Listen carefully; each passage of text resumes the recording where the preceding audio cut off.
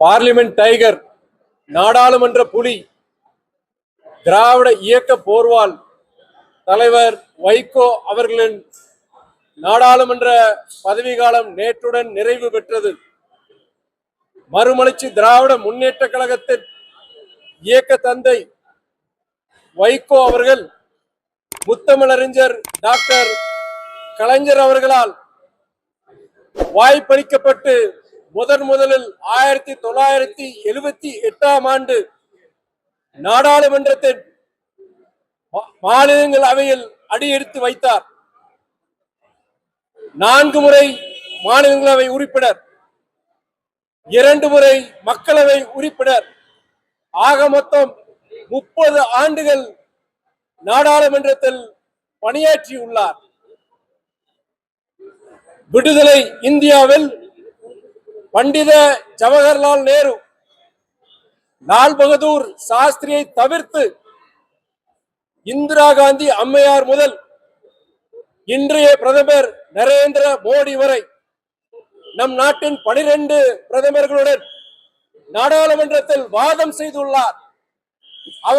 அதே வேளையில் அவர்களின் நன்மதிப்பையும் பாராட்டுகளையும் பெற்றுள்ளார்.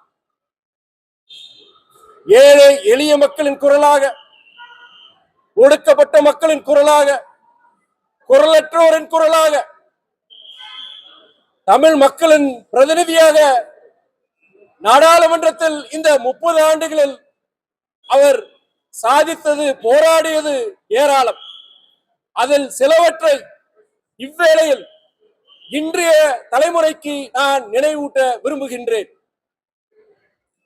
20 ஆண்டுகளுக்கு முன்பு நதிநீர் இணைப்பு, அதை பற்றி சிந்திக்காத வேளையில், நதிநீர் இணைப்பு சாத்தியப்படாது என்று கூறிய வேளையில், நதிநீர் இணைப்புக்காக முதலில் நாடாளுமன்றத்தில் தனிநபர் மசோதாவை கொண்டு வந்தவர் நம் வைகோ.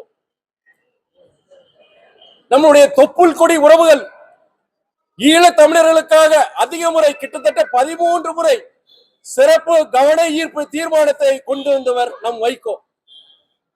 ஈழ மக்களின் குரலாக, மேதகு அவர்களின் குரலாக நாடாளுமன்றத்திலும், மக்கள் மன்றத்திலும், ஐநா மன்றத்திலும் ஒலித்தவர் நம் வைகோ.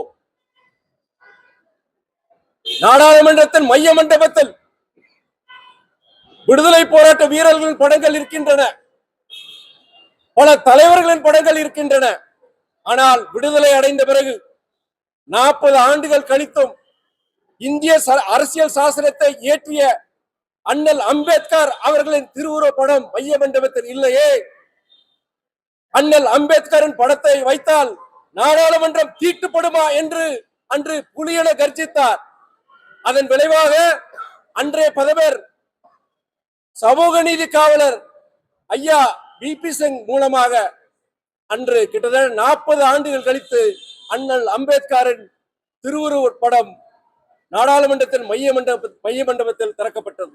அதற்கு காரணமானவர் தலைவர் வைகோ அவர்கள். மே 1 தொழிலாளர் தினம் நாடு முழுவதும் விடுமுறை நாளாக அறிவிக்க வேண்டும் என்று 1990 ஆண்டு ஏப்ரல் 30 நாடாளுமன்றத்தில் முழங்கியவர் நம் தலைவர் வைகோ. அதன் விளைவாக அடுத்த நாள் அன்றைய பிரதமர் விபி சிங் அவர்கள் நாடு முழுவதும் மே 1 தொழிலாளர் தினம் விடுமுறை நாளாக அறிவிக்கப்பட்டது. மே தினம் இன்று நாடு முழுவதும் விடுமுறை நாளாக இருக்கிறது என்றால் அதற்கு காரணமானவர், அதற்கு வித்திட்டவர் நம் Vaiko.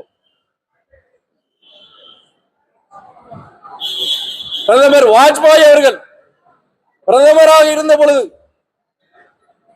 Neyveli lignite corporation NLC பொதுத்துறை நிறுவனம் அதை தனியார் மயமாகாமல் தடுத்து நிறுத்தி கிட்டத்தட்ட 30,000 குடும்பங்களில் விலக்கேற்றி வைத்தவர் நம் வைகோ.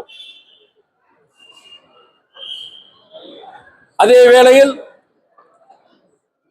இன்று நம்முடைய விருதுநகரிலிருந்து ராஜபாளையம், தென்காசி வழியாக கேரளத்திற்கு செல்லும் ரயில்கள் பயன்படுத்தும் விழுப்புரம், விருதுநகர், கொல்லம் அகல ரயில் பாதை திட்டத்திற்கு வித்திட்டவர் நம் வைகோ அவர்கள்.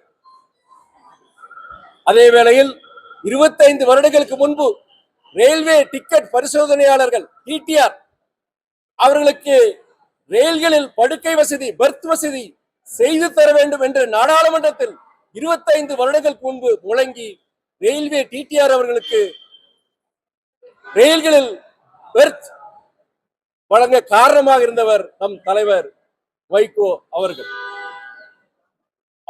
இவ்வாறு அவருடைய பல சாதனைகள், சிலவற்றை தான் நான் இங்கே குறிப்பிட்டுள்ளேன். இப்படிப்பட்ட அவருடைய சாதனைகளை, நாடாளுமன்ற பணிகளை கட்சி எல்லைகளை கடந்து, அரசியல் சித்தாந்தங்களை கடந்து பல கட்சி தலைவர்கள் பாராட்டியுள்ளார்கள். அவர்களுக்கு எல்லாம் மறுமலர்ச்சி திராவிட முன்னேற்ற கழகத்தின் தொண்டர்கள் ஒவ்வொருவரின் சார்பாக என் மனமார்ந்த நன்றியை தெரிவித்துக் கொள்கிறேன். குறிப்பாக 4வது முறை நாடாளுமன்றத்தின் மாநிலங்களவைக்கு செல்வதற்கு வாய்ப்பளித்திட்ட மாண்புமிகு தமிழக முதலமைச்சர் அண்ணன் தளபதி அவர்களுக்கும் அவருடைய பாராட்டுகளுக்கும் என் மனமார்ந்த நன்றியை தெரிவித்துக் கொள்கிறேன். மேலும் பாஜக தலைவர் திரு நட்டா அவர்கள், அதிமுகவின் நாடாளுமன்ற உறுப்பினர் அண்ணன் தம்பித்துரை, திராவிட முன்னேற்ற கழகத்தின் நாடாளுமன்ற உறுப்பினர் அண்ணன் திருச்சி சிவா, ஆம் ஆத்மி கட்சியின் நாடாளுமன்ற உறுப்பினர் சஞ்சய் சிங், பொது உடைமை இயக்கங்களின் நாடாளுமன்ற உறுப்பினர் தோழர் ஜான் பிரிட்டாஸ், சந்தோஷ் மற்றும் ராஷ்டிரிய ஜனதாதளத்தின் நாடாளுமன்ற உறுப்பினர் மகேஷ் ஜா, என்சிபி இயக்கத்தின் நாடாளுமன்ற உறுப்பினர் பிரபுல் பட்டேல் என பல தலைவர்கள் தலைவர் வைகோ அவர்களின் இந்த 30 ஆண்டு கால சாதனைகள், நாடாளுமன்ற பணிகளை குறித்து அவர்கள் பாராட்டியுள்ளார்கள், புகழாரத்தை வழங்கியுள்ளார்கள். அவர்கள் அனைவருக்கும் இவ்வேளையில் என் மனமார்ந்த நன்றியை நான் தெரிவித்துக் கொள்கின்றேன். தலைவருடைய பல சாதனைகள் நாடாளுமன்ற சிலவற்றை நான் இங்கே குறிப்பிட்டுள்ளேன். இன்றைய தலைமுறை அவரை பற்றி தெரிந்து கொள்ள வேண்டும், அது அவசியம். நேற்று நாடாளுமன்றத்தில் தலைவர் வைகோ அவர்கள் அந்த உரை வழங்கிய பொழுது அவர் என்ன சொன்னார் என்றால், இன்றைய நாடாளுமன்ற உறுப்பினர்கள் தங்கள் வாய்ப்பினை பயன்படுத்தி மக்கள் பணிகளில் மக்களுக்கு சேவை செய்யும் அந்த அந்த புனிதமான அந்த அந்த அந்த கடமையை நன்கு செய்திட வேண்டும் என்று கூறினார்.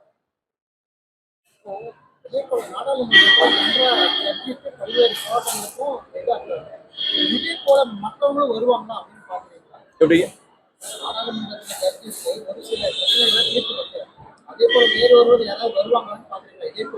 கண்டிப்பா வருவாங்க.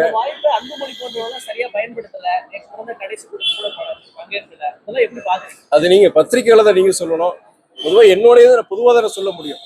யாரா இருந்தாலும் சரி, நாடாளுமன்ற உறுப்பினராக இருந்தாலும் சரி, சட்டமன்ற உறுப்பினராக சரி, பஞ்சாயத்து பிரசிடென்ட் இருந்தாலும் சரி, அந்த கிடைக்கும் வாய்ப்பை பயன்படுத்தி கொண்டு மக்கள் சேவை ஆற்றிட வேண்டும்ங்கிறதா தலைவர் நேற்று சொல்லியிருக்கிறார். என்னுடைய கருத்து அதான்.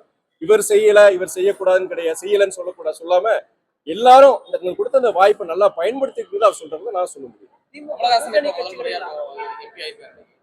ஆமா, அவருக்கு வாழ்த்துக்கள்ங்க.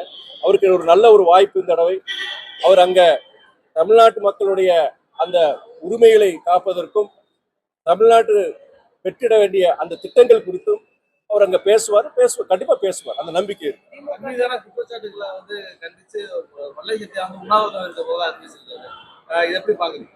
நாங்க அது கிட்டத்தட்ட அது கடந்து போயிட்டாங்க. நாங்க அவரை பத்தி எனக்கு பேசுறதுக்கு எனக்கு இன்ஃபேக்ட் என்ன திறந்தாழ்த்திக்கல விரும்பவில்லை. நாங்களே என்ன சொல்லியிருக்கோம், அது கடந்து செல்வோம் சொல்லியிருக்கோம். அடுத்த செப்டம்பர் 15 எங்களுடைய மாநாடு தமிழ்நாடே திரும்பி பார்க்குற அளவுக்கு திருச்சியில நாங்க மிகப்பெரிய ஒரு மாநாடு நடத்த போறோம். நாங்க அதுக்குண்டான ஏற்பாடுகள் அடுத்து இன்னைக்கு உங்களுக்கே தெரியும், அடுத்த ஆண்டு சட்டமன்ற தேர்தல் வருது. இயக்கத்துடைய அந்த கட்டமைப்பை வலுப்படுத்துறதுக்கு சொன்னாங்க. அந்த முயற்சியில தான் ஈடுபடுன்னு சொல்லி எல்லாருக்கும் நாங்க சொல்லியிருக்கோம்.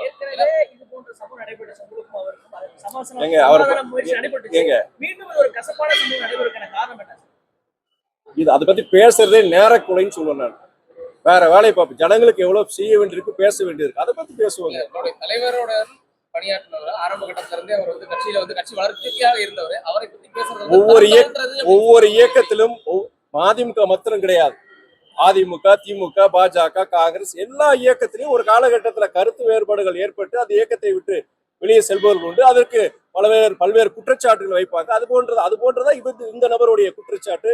அதனால நீங்க இதுக்குண்டான முழுமையான விளக்கத்தை நான் ஏற்கனவே பலமுறை நான் சொல்லியிருக்கிறேன். நானு தலைவர் சொல்லியிருக்கிறாரு, எங்க இயக்கத்தின் துணை பொதுச் செயலாளர் உங்ககிட்ட பத்திரிகையாளர்கிட்ட விரிவா பேசியிருக்கிறாங்க. என்ன காரணம், அவருடைய குற்றச்சாட்டு பதில்கள் போட்டு சொல்லியிருக்கிறாங்க. கடந்து போனதை சொல்றாங்க. சொல்லவே இல்லைன்னா நீங்க கேட்கலாம். நானே பல முறை சொல்லியிருக்கிறேன், விரிவா பேசியிருக்கேன். உங்க புதிய தலைமுறை கிட்டத்தட்ட 1.5 மணி நேரம் பேட்டி கொடுத்தா அதுல 27 நிமிஷம் போட்டிருந்தாங்க. அதை நான் விளக்கத்தை கொடுத்திருக்கிறேன். எங்க இயக்கத்துடைய துணை பொதுச் செயலாளர் எல்லாருமே அதுக்குண்டான விளக்கத்தை கொடுத்திருக்கிறாங்க. அதனால தயவு செய்து கடந்து செல்வோம். எல்லா இயக்கத்திலும் வர்றதா, ஒரு காலகட்டத்தில் கருத்து வேறுபாடு வரும், மறுபடியும் வெளியே போன உள்ள வர்றதுக்கு வாய்ப்புகள் இருக்கு. கடந்து செல்வோம். வைகோ தனது கட்சி விழுங்கிக் கொண்டிருக்கிறார் அப்படின்றது, நான் உங்களோட பயணித்து உங்க கட்சி வளர்ப்பு நாஞ்சில் சமத்துவம் எந்த கட்சியில இருக்காங்க இப்போ? திராவிட பேசலாம். எந்த கட்சி தெரியலையா? திராவிட பேசலாம் இருக்கிறாரு. வாழ்த்துக்கள். இருந்தாலும் உங்கள் மீதான அந்த விமர்சனத்தை நீங்க ஏன்னா இப்போ பொது வாழ்க்கைக்கு வந்துட்டா கண்டிப்பா விமர்சனங்கள் உண்டு. அதாவது இன்னைக்கு அதுக்கு யாரும் விதிவிலக்கு கிடையாது. நீங்க காந்தியில இருந்து ஆரம்பிச்சு இன்னைக்கு வரைக்கும் எல்லாருமே எல்லா பொது வாழ்க்கையில் ஈடுபட்டுட்டாலே கண்டிப்பா விமர்சனம் உண்டு. அது விமர்சனம் பதில்கள் நாங்க கொடுத்துருக்கேன், நான் சொல்லியிருக்கிறேன். அதனால பொறுத்த வரைக்கும் இந்த விஷயத்தை பொறுத்த வரைக்கும் நம்ம இங்க கட்சிக்காரன் சொல்றது, ஏன்னா நான் சொல்ல ஆரம்பிச்சுக்கேன், மறுபடியும் எல்லாரும் பேச ஆரம்பிப்பாங்க. நிறைய நல்ல விஷயங்கள் இருக்கு, நிறைய மக்களுக்காண்டி பேச வேண்டிய விஷயங்கள், நிறைய விஷயங்கள், அதை பத்தி நம்ம பேசணும். அவரு என்னன்னா, அவர் ஒரு எதிர்கட்சி தலைவருங்க. எதிர்கட்சி தலைவர், சட்டமன்ற தேர்தல் வருது, அவருடைய வேலையை செய்யறாரு, அவ்வளவுதான். இப்படி சொன்னாலும் இதை குழப்பத்தை உருவாக்கலாம் இல்லையா? சொல்ற அண்ணன் சொல்றாரு, மிகப்பெரிய ஒரு கட்சி அதிமுக, மிகப்பெரிய கட்சி, அந்த கட்சியுடைய தலைவரா இருக்கிறாரு. அவருடைய கருத்து அவ்வளவு. மலை சத்தியாவுக்கு ஆதரவு தெரிவிச்சு நிறைய பேர் கட்சியை விட்டு வெளியே போயிருக்காங்க. இன்னும் நிறைய பேர் வெளியே போவாங்க அப்படின்ற ஒரு இதுவும் சொல்றாங்க. யார் சொல்றாங்க? யார் சொல்றாங்க? அவர் சொல்லுவார். யார்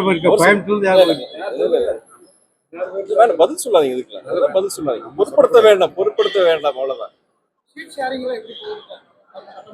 இனி அது சீட் ஷேரிங் பொறுத்த வரைக்கும் திமுக இல்ல, எந்த கட்சி எந்த கூட்டணி அது விஷயமா எதுவுமே பேச ஆரம்பிக்கல. கண்டிப்பா அது அந்த பேச்சுவார்த்தை தொடங்கும் பொழுது கண்டிப்பா பத்திரிகைகளுக்கு நான் கண்டிப்பா விளக்க சொல்லுவேன்.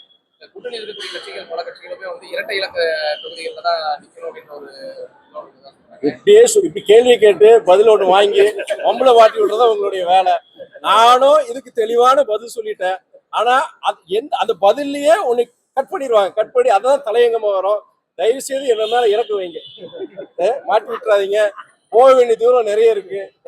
கோயம்புத்தூர்காரங்க எல்லாம் நல்லா இருக்கிற நல்ல பத்திரிகைகள் நீங்க தான். எங்க ஊர் திருச்சியோட சொல்லுவேன், திருச்சியில இருக்க பத்திரிகை திருச்சி எழுதிடுறாங்க அப்படின்னு சொல்லுவேன் நானு. நீங்களும் அப்படியே எழுதாதவங்க, அது மாதிரி பதிவு பண்ணாதவங்க, தயவு செய்து இறக்குக்காவீங்க. நம்ம துறை வைக்கும்